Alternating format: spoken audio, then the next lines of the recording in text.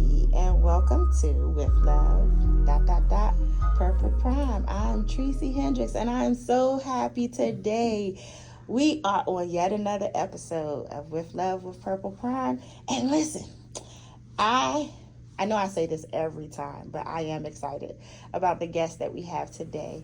So sitting before you is Mr. HoJo Johnson and Cynthia Johnson. And today's topic is a very special topic. It's called passionate love. And listen, y'all already know I love love. I love love. I am a hopeless romantic. And so when I see passionate love, it just draws me, right? I'm so excited to be a part of it and just to witness it. It completely grabs my attention when I see older people, much older than this young couple. You know, you see an elderly couple with fully gray hair and they're just looking at each other like they love each other. I remember being at the Metro and I watched this man sit in the car beside me, and he was waiting. I didn't know who he was waiting for, but when he spotted his bride, can I tell you, he had to be like 70, maybe 75, and he jumps out the car, runs to her, kisses her on her lips, takes her briefcase and her umbrella, walks her over to the car, and opens the door, and I'm just sitting there like, oh my God. I loved every bit of it. And so I think it's important to share passionate love with our viewing audience because a lot of people have either never seen it, or if you have seen it, maybe you haven't tasted of it. And I want to say that I have a couple who will prove to us that it does exist. And so, Cynthia and HoJo, thank you for being here with us today. Thank you for inviting us. Thank you. I'm so excited to have y'all. So very excited. And so I was just talking to my friends about just the different topics that we wanted to discuss. And I was like, we got to talk about passionate love. And so when I started talking about it, I was just sharing with them about, you know, how you sitting at a restaurant and you see a couple and they're sitting there and they're not paying each other no attention at all. There's absolutely no dialogue. The only person they talking to is the waiter. And you see them either looking at their phone. I remember seeing a couple who were both reading books, and maybe that was their thing. I don't know, but they weren't engaging with each other at all. And then you may see another couple, and they're sitting at the table, and they look like they can't take their hands off each other, you know. And it's like it's such a huge difference, right? And so as I was talking to them, I just started to say, you know, I just believe every couple should experience the passionate part of love. And it's not always just because you're kissing or touching or anything like that, but you can just see the consideration for one another, and you can feel the love that you have, the way that a man gazes at a woman and the way that she returns her gaze back to him. Like, y'all, I'm here for it. I love every bit of it, and I think that the two of you exude that. I've known you for years, used to be closer and hang out a lot more, but even though we're not hanging out like we used to, still when I see you guys, I still see a tangible love. And I always say you can't have love apart from God, because God is love. It's not an attribute that he possesses. It is written in his DNA. It's what makes him him. And so to experience love, you have to have God. Whether you acknowledge him or not, you just can't experience it apart from him.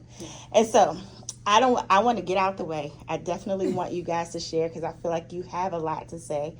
But I just want to know, first and foremost, if you can just share with me, we were talking offline, if you can share with me, how did you guys meet? Oh, thank you so much for this opportunity. This is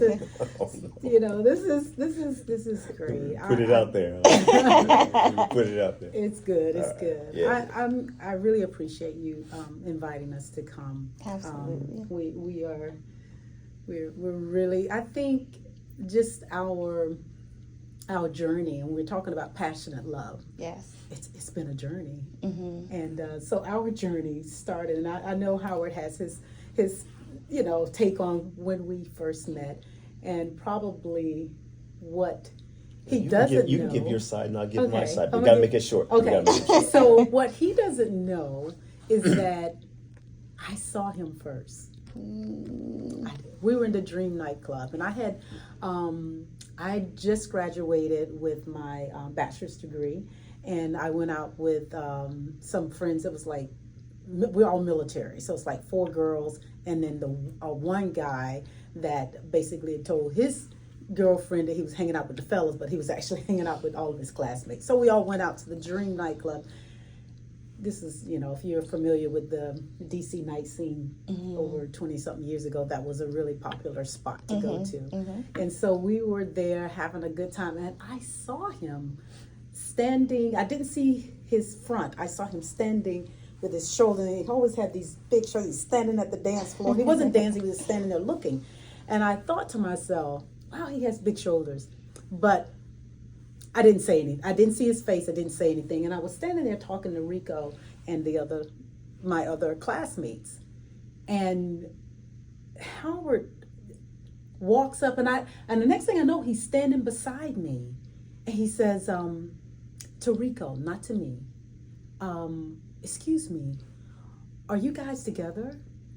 And then Rico was like, did this kind of number. And before he even answered, Howard stepped in between and was like, because I would love to ask you to dance. And I was like, oh, okay. So we went, we were dancing, and we danced and we danced and we danced. And so my thought was, okay, we've danced like 3-4 dances together. And I'm like, okay, the night is still young. If you're looking to, at that, I don't know what they call it back then, hook up or whatever, but I was not that girl. So I was like, you have time to go and find you, somebody you want to, catch up with somebody tonight, because I'm not that one. So he's like, how old do you think I am? And I was like, okay, well, you're definitely younger than me. And at that time I was like, 32, I think, 31, 32. And so he's like, oh, I'm, and I think he was like 30, what was it? He's 2 years older. So I was like, oh, okay. Yeah. So my whole attitude changed at that time. Yes. We danced. We had a great time. And he asked me for my number. And I was like, if you can remember it, well, I'll give you my number. She gave you a challenge. If you can remember it. And so... but you don't know how challenging it really was. So, from my point, I had been standing in the club, but had gotten back into church and everything, and I'm sitting up there. This isn't me anymore, God. Why am I here? I'm just questioning the night, because usually I'm the first guy on the dance floor. If there's one guy, that's me. I'm just getting it in, and I stand there all night long. Then finally I'm leaving. Music's blaring. I get out about the middle of the dance floor, and it goes pitch black. I don't hear anything, and there's a single light, like a spotlight, just shining on her. And I hear, that's who you've been looking for. And I'm like, oh God, you got jokes in the club, right? Okay, but as soon as I heard that, I was chasing her. So I walked right over there, like she said. But when I asked him if they were together, he said no.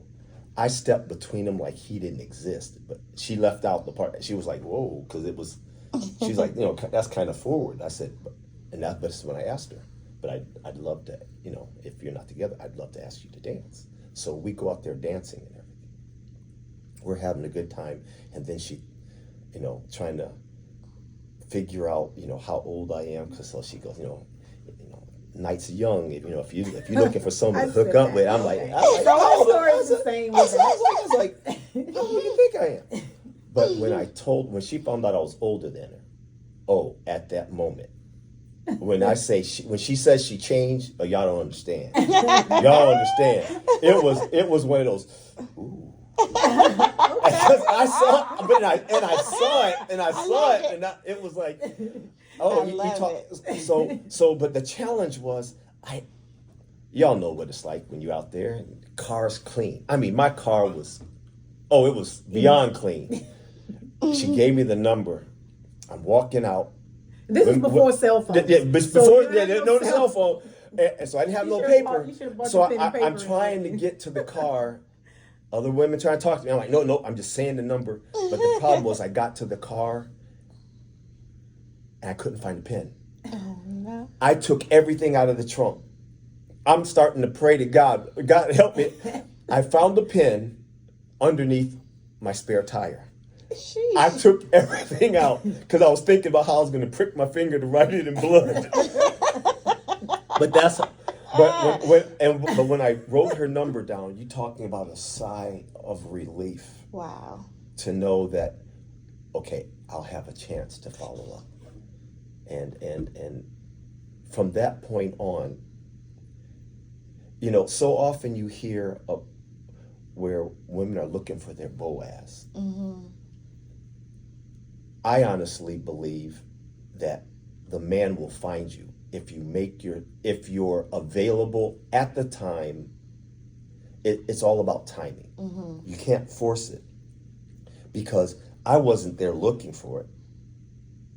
I was there saying out loud, because when I talk, I often talk out loud. So some people think I'm crazy. But I'm like, God, and I'm just sitting there talking out loud. But for us to be there, and I was open. I believe my heart was out. My heart was at the point that I had experienced enough of life to be honest about what not only I wanted in a relationship, but I was truly beat down to the point that I was willing to back out and say, okay, God, you show me. Yeah. And when he showed me, Yeah. this is my girl. This is every day, Yeah. every day since we've talked. Yes, we have. And you know, when you say we've talked, I don't call it hopeless romantic anymore.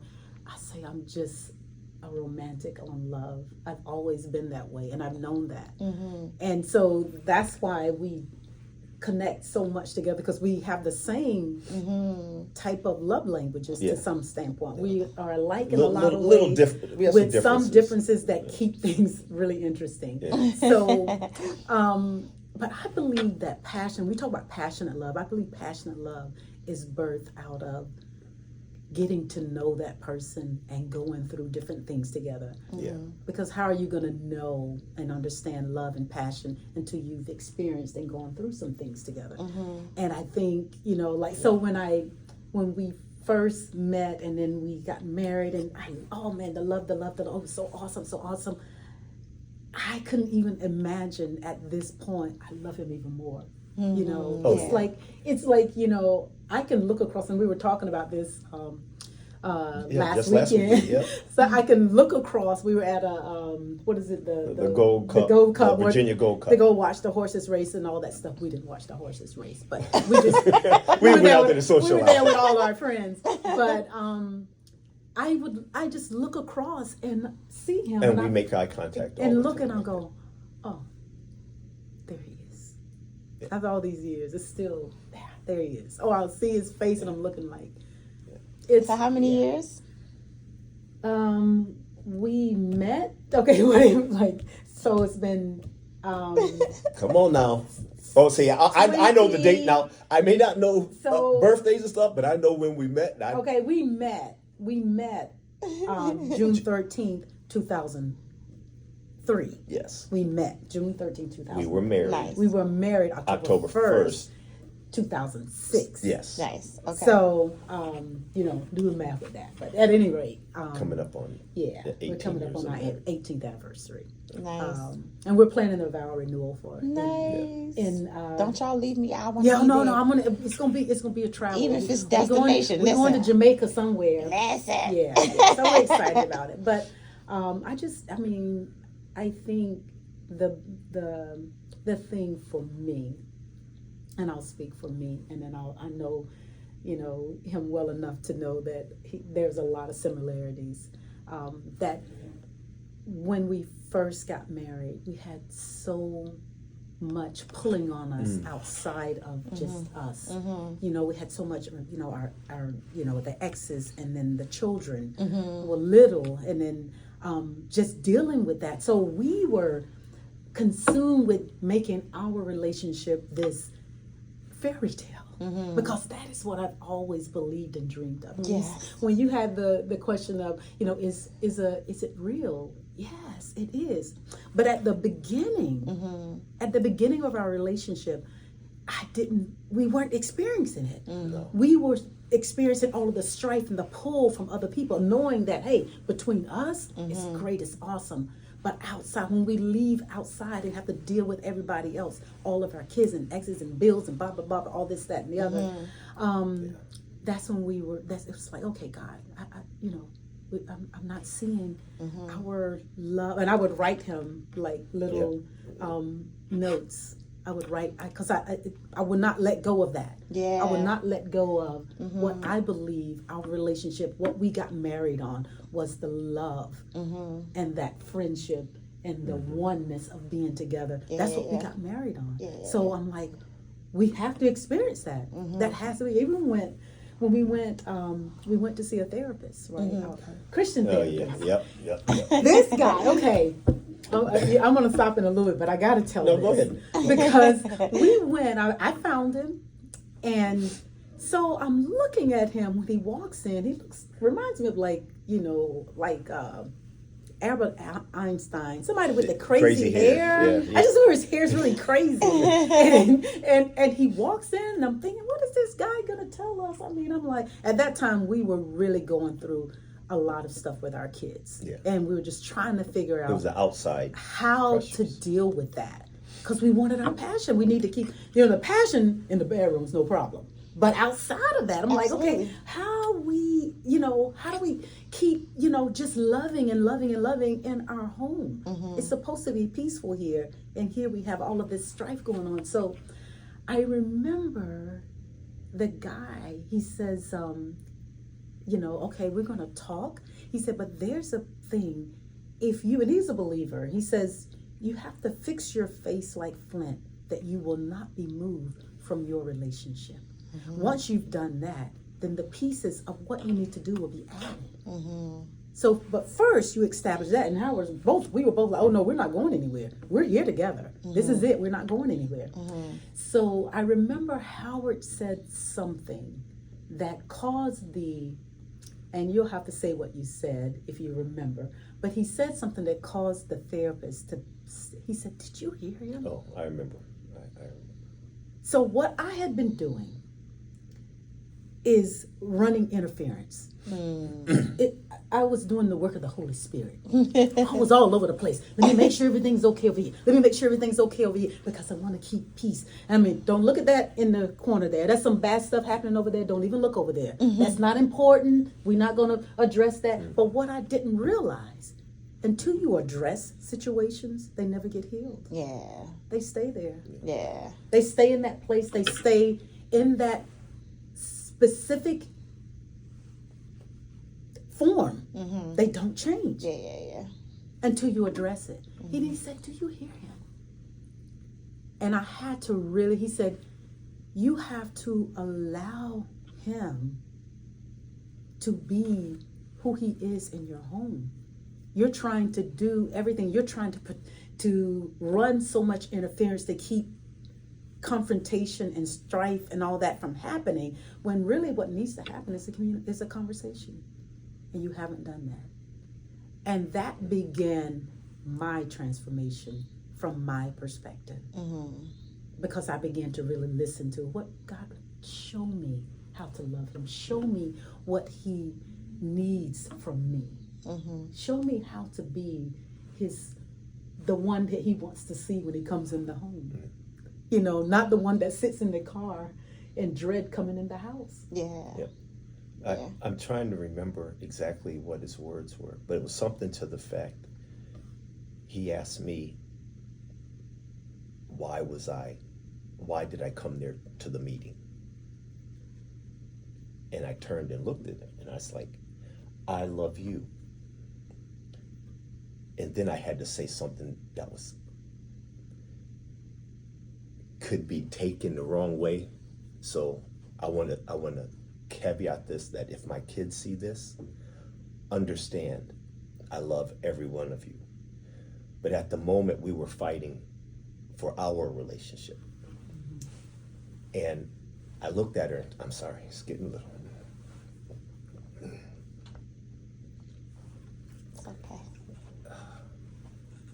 I looked at her and told her, I love you, but I will put every one of these kids out of the house if that's what it's going to take to keep to make it through this, because the pressure's outside.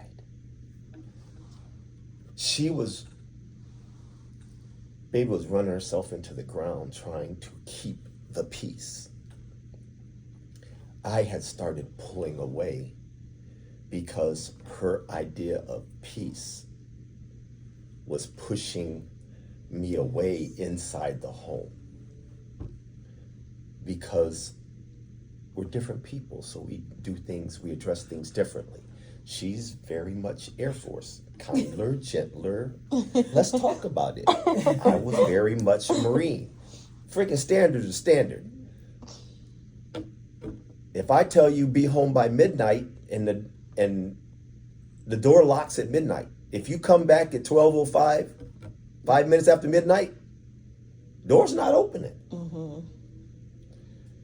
I had to change, but I wanted her to know is that I will fight for us and I will push everyone else out until we get it right. But we made it through the journey without having to do those type of things. We had some moments with kids and trying to figure that out. But what we found in each other was birthed out of the fact that not only did we love each other, but we were willing to meet each other halfway. I had to change a lot to make this work. And I had to change a lot to make this work. It requires, there's a place of coming together that you can't wait for the other person to start. No. And I think that a lot of times it's just human nature. You got to do that first and then I'll do this. Mm-hmm. But no. You'll keep waiting. You'll keep waiting.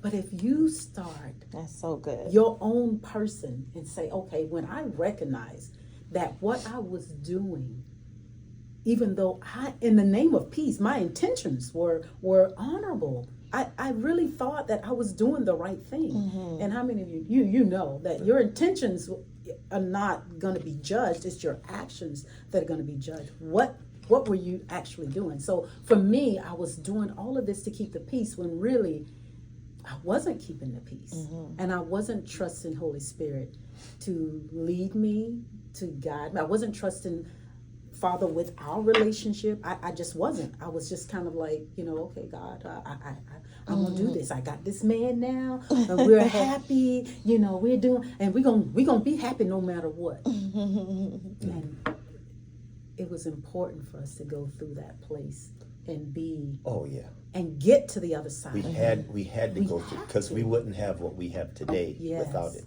Mm-hmm. And it was important because the challenges that we encountered after, we lost our moms Within 5 months of each other. 5 months of each other, and that was really devastating. Yeah, it was really hard, because here we are, mourning his mom, and then, a few months later, my mom passed, and then so it's like, and then roll around to 2020, the pandemic, and then so it was a difficult time. But I would say,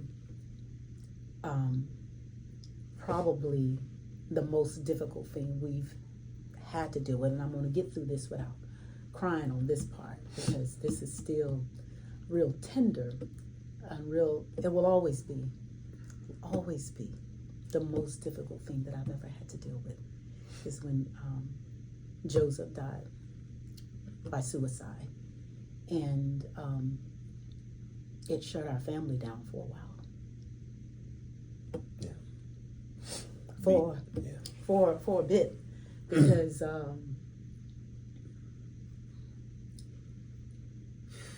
everyone was trying to deal with what they perceived as their part and why he might have done it. Why weren't we more aware of what he was going through, what was happening with them? That standard is a standard. Well, I felt for the longest that I had something to do with it because I was his stepfather. I wasn't his father. Well, you would. He's our son-in-law. Son-in-law. But he was a son. He was a son. He was a son, but he was a grown man when he came to me. So that made it hard because of, like we were talking about earlier.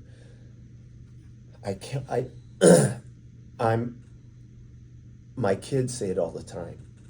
Papa John, with you, there's no shades of gray. Things are either black or white. There's a standard. If you meet or exceed it, we're good. If you come up short, I always let them know what the consequences are. I'm like that because that's how life is. But unfortunately, I did not adjust fast enough to help Joe and our relationship, so it wouldn't become so contentious because of disagreements and how to communicate with his wife, our daughter.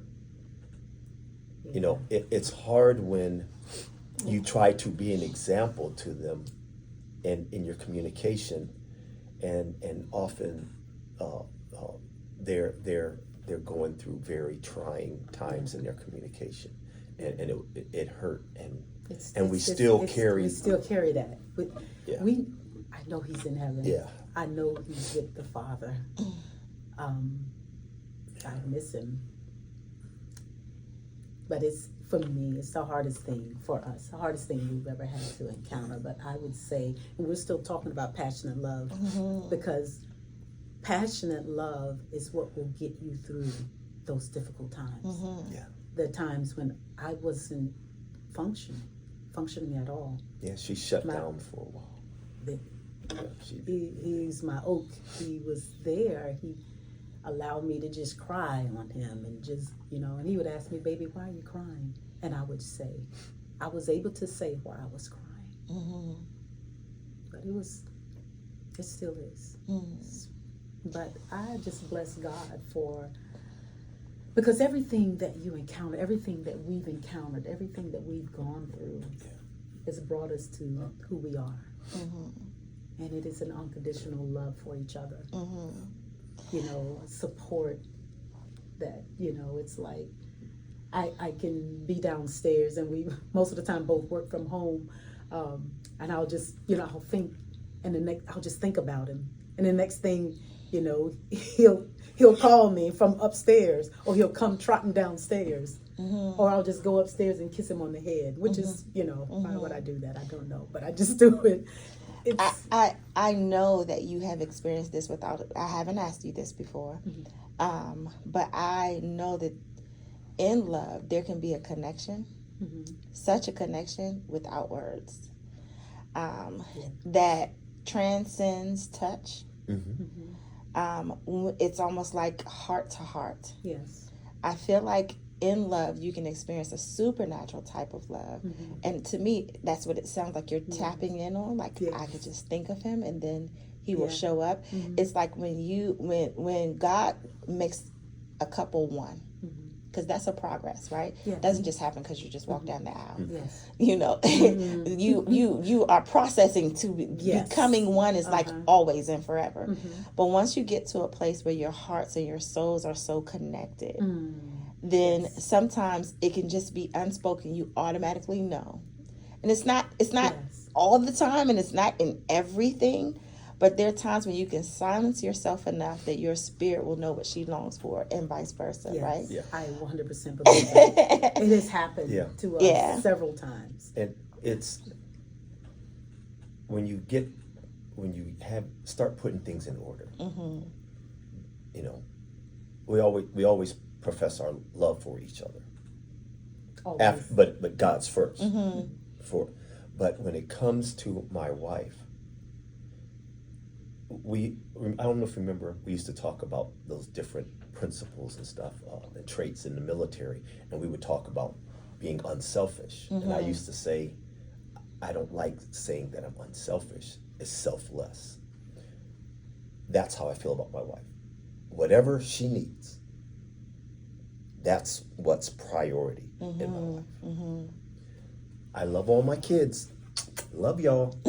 But first and foremost, there is no we without us. So I make sure she has the things she needs. I give her too much, probably, most of the time. But she will always have she will always have what she needs.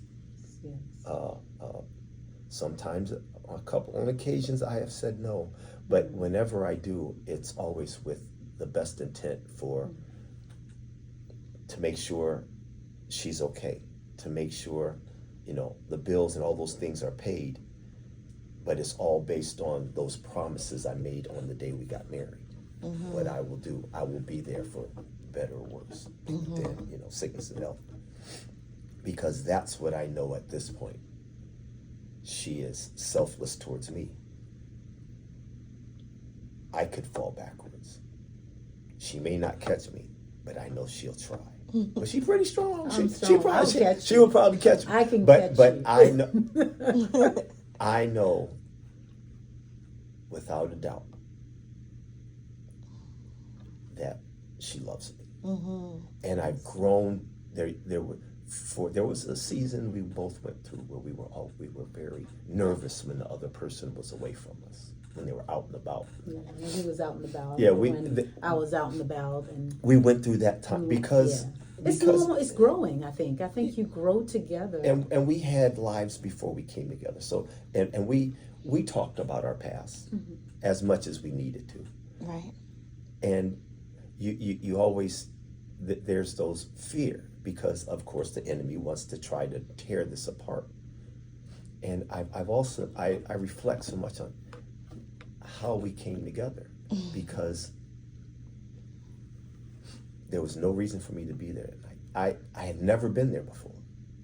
I was by myself on a whim, just went. But from the moment I heard, that's who you've been looking for. Yeah, man, you got the stamp of approval. I can't say love at first sight, because I did not know him, but I know God's voice, and I was told who she was, and from that moment, it's been on. I've been chasing. So for me, it wasn't love at first sight. So when I saw him, because he was clean shaven Marine, had no hair on his face. And I was like, why does he have any hair on his face? No hair whatsoever. That's why you thought he was younger? So I thought he was younger, because he was just no hair. He looked so young. And I was like, so we had been out to, I think we were out at the park, and you brought some food, and we were eating. You got to let him talk about how much I still eat, but when you first, I was like, do I look like I just have salads? I mean, come on, I eat. But anyway, the first time we got something to eat, he was like, I said, who you been dating to just eat salads? So I was like a full course meal. It was and then I got dessert, because who doesn't get dessert? Then me go, you don't get dessert. What? But even the waiter was like, that's a lot of food. That's a lot of food. Because I ordered, we had appetizers. We had the appetizers, then we had the bread, and then we had the meal, and then we had our drinks, and then I had never seen a woman eat like that. He said, "Do you want dessert?" I was like, "Yes, of course." I mean, you want dessert? He was like, "I was going there." Now this is our first time. He's like, I said, "Well, I mean, do I look like I don't know. Do I look like I just eat salad? I eat. I had never seen a woman. So, but we had been out that day to out at the park, and we were eating and everything. We came back. I'm trying to say when I fell in love. So when he went in the store, he said, "Oh, you want to get something to drink? Get some water or something." We had driven down somewhere, and I was like, "Yeah, sure." So he goes in the store, and I'm sitting in the car. And I'm just sitting there, and I happened to look. I said, "Oh, that's a handsome guy in the store there. Ooh, okay, who's that guy in the store?" It was Howard. I said, it's like, okay, when you first meet a person, you see them, right? But when you get to know them, you see them. Mm-hmm. And I had begun to see him. And it did not take months or whatever to fall in. That's why I say we knew from probably the first or second time spending time around each other, we knew. Mm-hmm. We knew. Yeah. Well, you said something that I love, and I've actually argued about it. No, not argued, but it's been something I'm like, I don't like that. You said when God highlighted her to you, you said, you said it twice. You said, the first time you said, I've been pursuing her ever since. And then just a few moments ago, you said, I've been chasing her ever since. And so I want to know what that looks like from your perspective, because my qualm is that I've had some men pursue, but then, you know, it seemed like once you walk down the aisle, the pursuit is over. No. And Continues. I have said to several of my girlfriends, I just want men to do what they do to get you. I want them to keep doing it when they're in a relationship with you. Once we've walked down the aisle, or once we've solidified that we're a couple, like, where does that pursuit go? Why does it stop? And I even had a gentleman tell me once before, he says, well, I don't have to chase you anymore. I got you. And so that's the thing that I say, I hate that. So I would like for you can you address that a little bit? Well, the pursuit means that everything that it took to get her, I continue to do. Now, there's times when she reminds me, you don't do this or that. but the thing is, from my perspective, what I've learned about my wife is that she, as long as she feels safe, she can trust me. I buy her things because that's part of her love language. She likes gifts. Okay. Where for me, it's just, it doesn't require a lot. I'm more affirmation. I need to hear the words. I need to hear her say it. But what does it mean, chasing and pursuing her? She knows where I'm at all times. She doesn't have to worry about what I'm doing. So my words and my actions are always in agreement. I love it. Because in order for me to enjoy all the benefits of our relationship, she has to trust me. As a man, we really don't think about the fact that a woman has to allow you to enter her body. You know how personal that is? Mm-hmm. When you think about that, so in order to make sure that comfort level, that desire, that want remains, I have to continue to do the work. So she always knows where I'm at. Our pins are the same. She can check my phone anytime she wants to. Now, she used to. I don't know if she does anymore, but she used to. But the thing is, as long as my words and actions are in agreement, there's nothing I'm looking at y'all now. There's nothing out in the streets you can't have at home if you treat her right.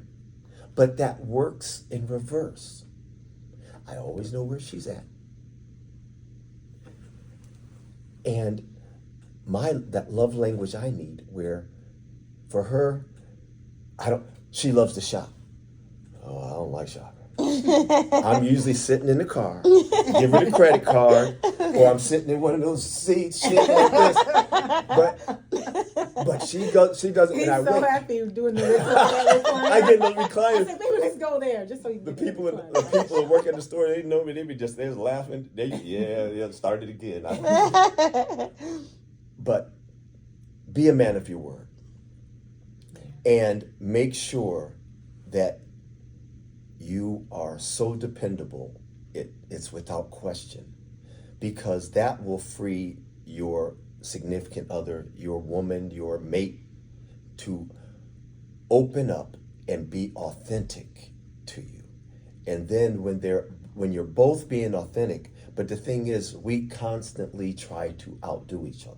Yeah. Uh, I was gonna, we always, that was- when it comes to so I was our gonna relationship. I was going to yeah. talk about what it looks like to me. Yeah. That he pursues me. Mm-hmm. He'll come in from work and come straight to my office and kiss me on the forehead, or I'm in the kitchen, he'll come in the kitchen and rub me, just hug me, and I'm like, he acts like, you know, he's been gone for 3-4 months or whatever, but he comes in and he greets me, and he always does that. I love that. He's never like come in and I didn't know he was there, go upstairs or be somewhere or whatever. And if he's like going to make a stop somewhere, we're always on the phone. He's talking to me as if we're dating. He always does that. Yes, I love and that. so when he talks about we're outdoing each other, it's like I'm the same way with him. I mean, when he's on the way to work, before when we first started dating, he would call me on the way to either on the way to work or I'm calling, whichever. We would call each other. We still do that. Yep. The times that he has to go in and I'm at home, we talk on the, just it has. And to sometimes, change. a lot of times, I'm in environments I can't have my phone. But So he'll come out at I'll lunchtime call. and call me. I'll tell her my phone's about to go off. It'll be off but then for lunch I'll pop up and text or just call. Okay, and then I'll call again when I'm on my way home. Now we have these 4 or 5 hour periods where she doesn't hear from me.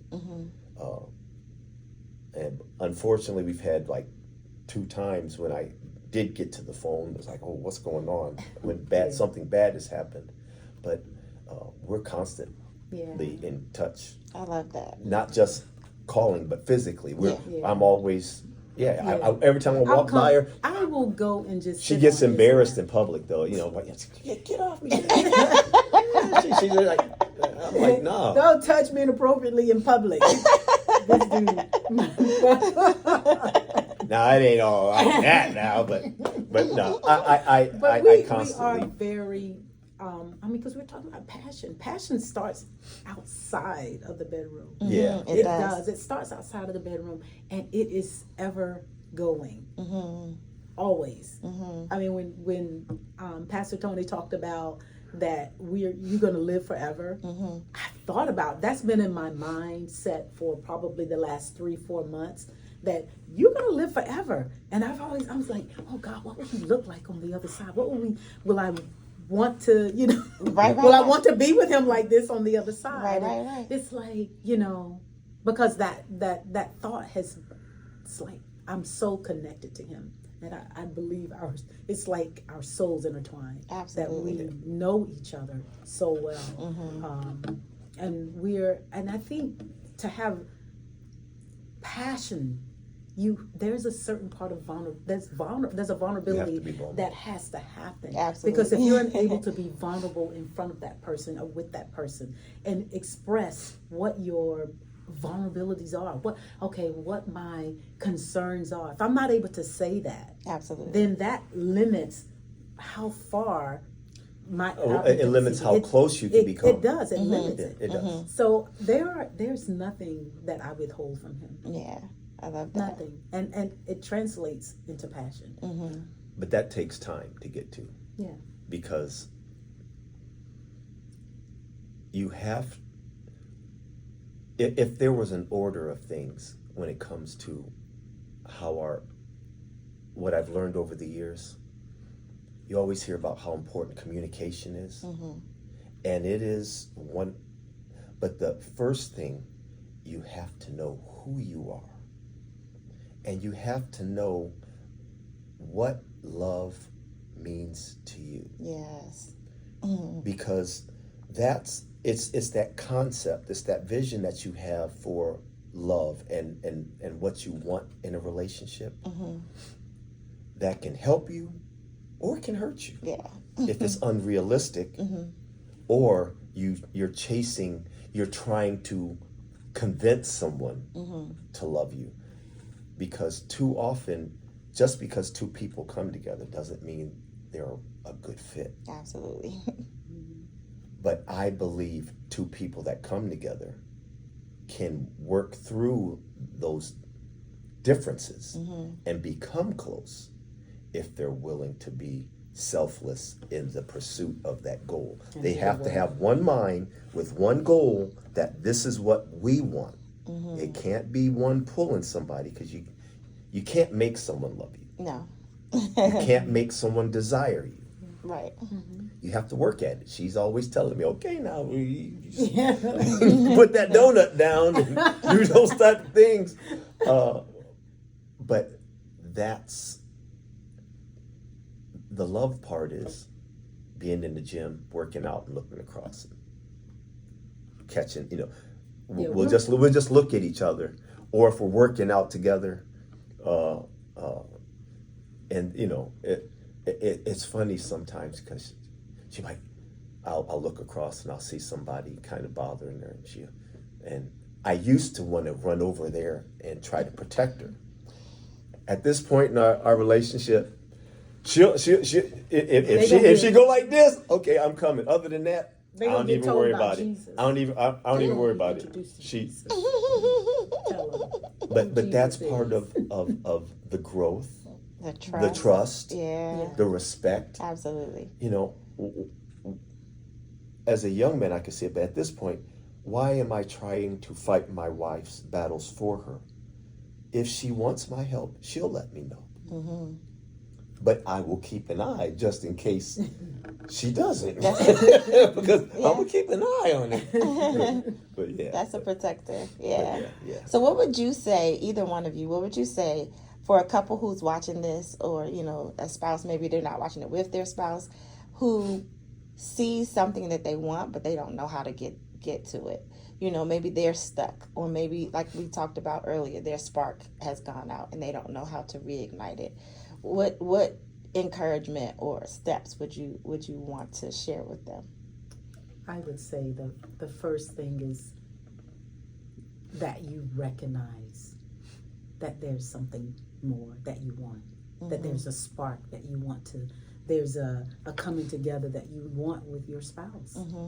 Because a lot of times people don't recognize it until it's too late and they decided to go and part ways. But I think the first thing is, and the first and foremost, is that power of a decision to say, hey, there's something missing here.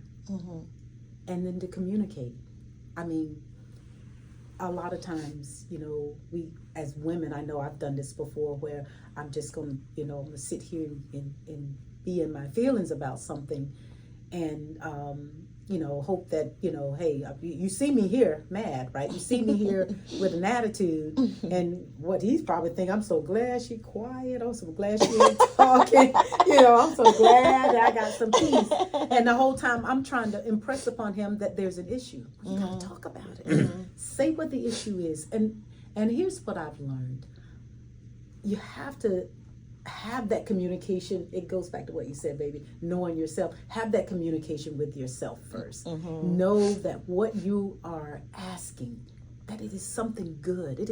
You're not asking for something crazy, or that's something that's so unrealistic that, hey, when we're together, or when in this relationship, I want to feel loved. I want to feel love and loved. I want to experience passion with you.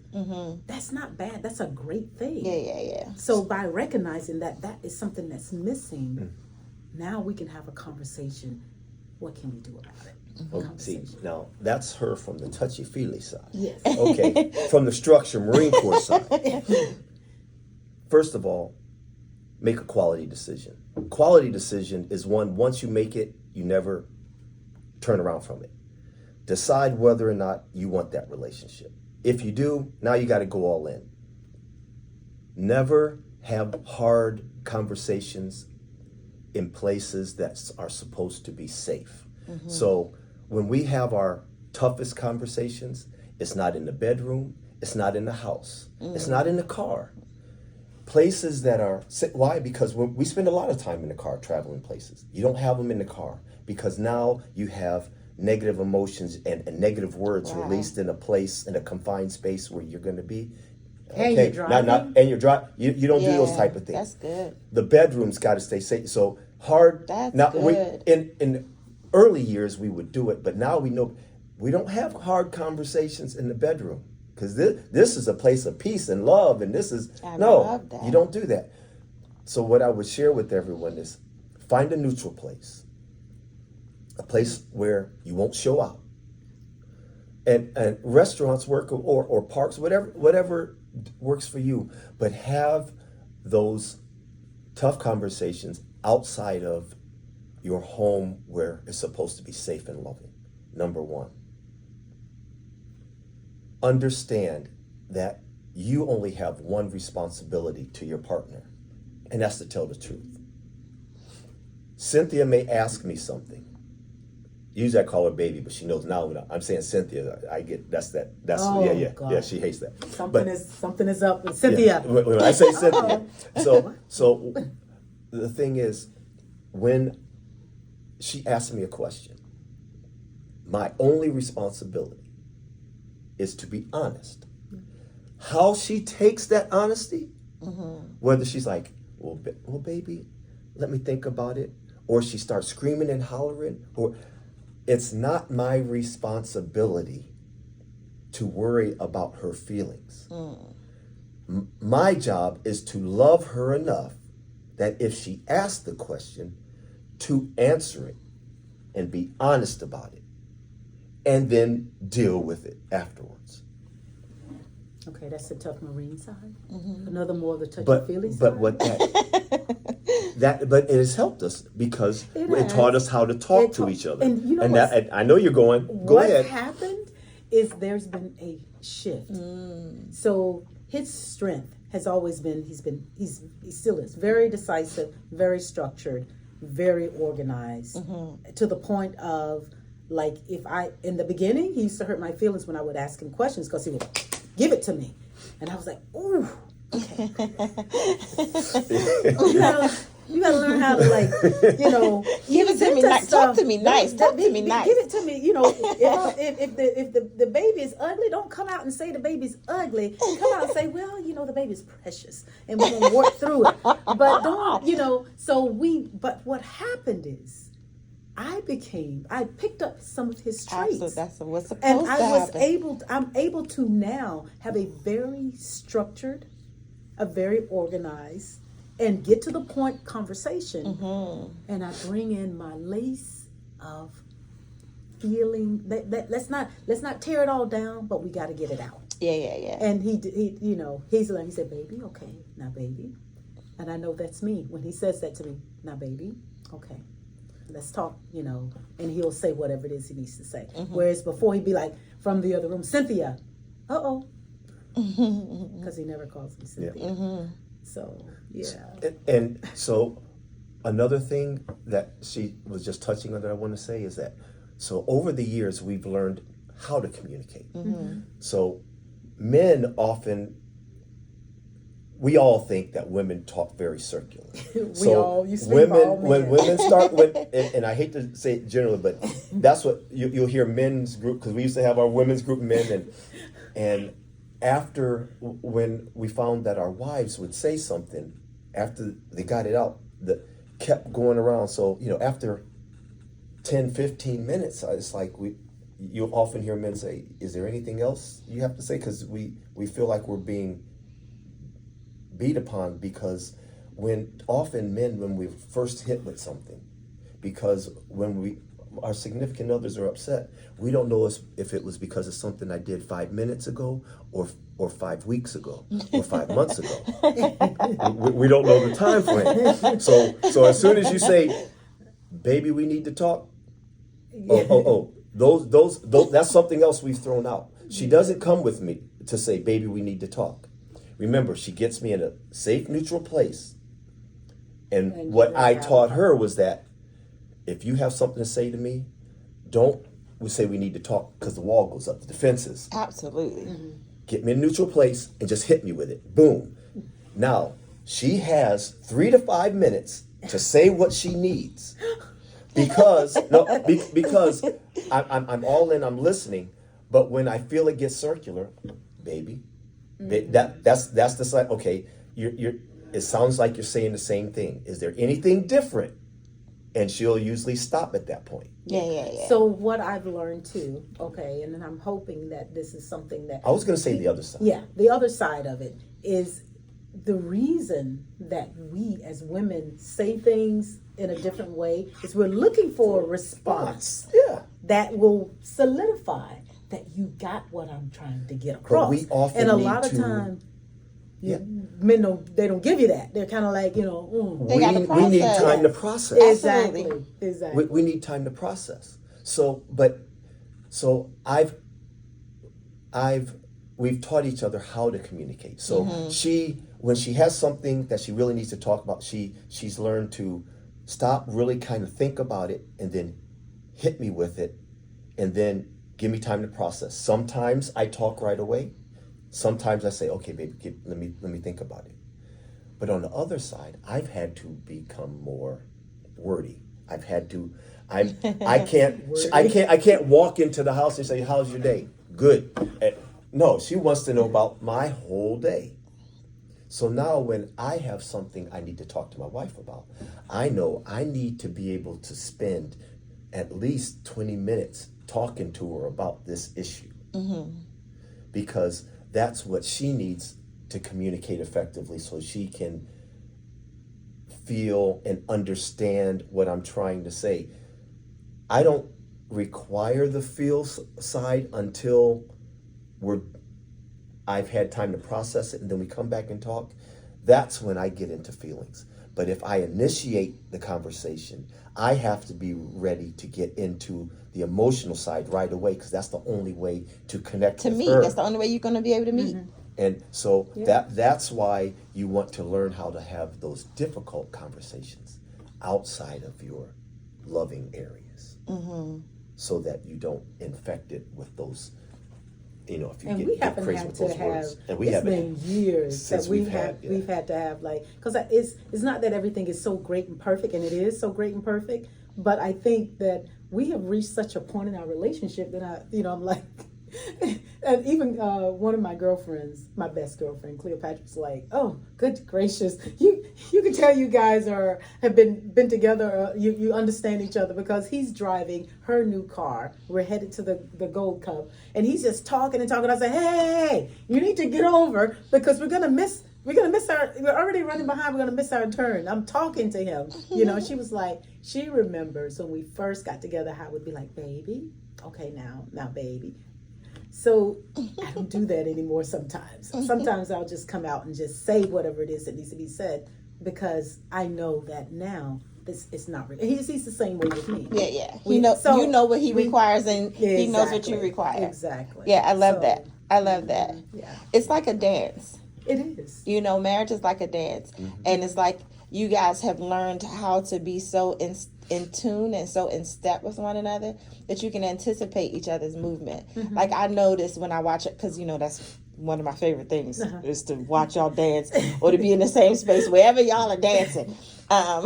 Studying the videos, and you post his birthday party. I was like, look at this, I just love this. And so, but I know that he can touch the small of your back a certain way, and you know what that means. Whether he's trying to turn you or whatever, you follow him very well. But that took practice. It did. And I think that's what we're saying about just the marital relationship, and especially as it comes to passion and all that, you learn what works. Yes. And some of the nuggets that you both gave today maybe won't work for everyone who's listening, but I think the key components are listening, learning, observing, studying, being attentive, and being selfless, like you said. Being willing to evolve, change, grow with your partner. And anyway, you were going to say something. Absolutely. I forgot what I was going to say. Sorry. That was really good with you. That was awesome. Yeah. That's and I think to come back full circle, you kind of got choked up earlier, and you were just speaking about your children, and your love for them is also tangible. And that's from day one. And I think when I was in your space and in your home, your marriage was relatively new. Yes. And so, so I feel like even then, I could see the love. And I was always amazed because I come from a blended family, right? And so, my dad recently passed in August, but my dad loved me like I was his own. And I had not seen that a lot. But I watched you love and vice versa. I watched you, just the small moments that I saw. I watched their love, the love that you had for her kids and you had for his, just be very real and not put on or not just tolerable, not just, you know. And so anyway, to come, like I said, to come back full circle, I just think because you made up in your mind that you weren't going to let anything kill, suffocate, or disturb your love, then it just bled over. You know, to the rest of your family and to your friends and everybody. I mean, I'm sure what I'm saying to you is not necessarily new information. Like, we all know y'all love each other. You don't have to convince me of that. That's my baby right there. And so, as we're getting ready to close out from this podcast, is there anything that you guys want to share or add as we get ready to close out? No, not for me. I'm really just so, at this point in our lives, just so thankful.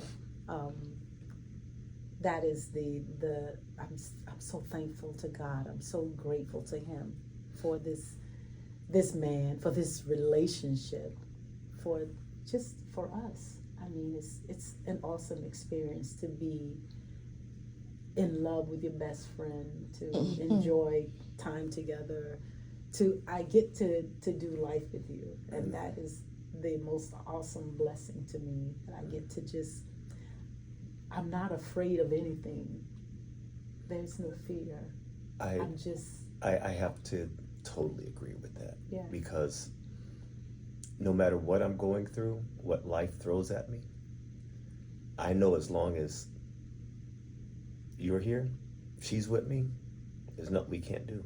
I mean, we've had an incredible ride. But the expectation of what's coming in the future,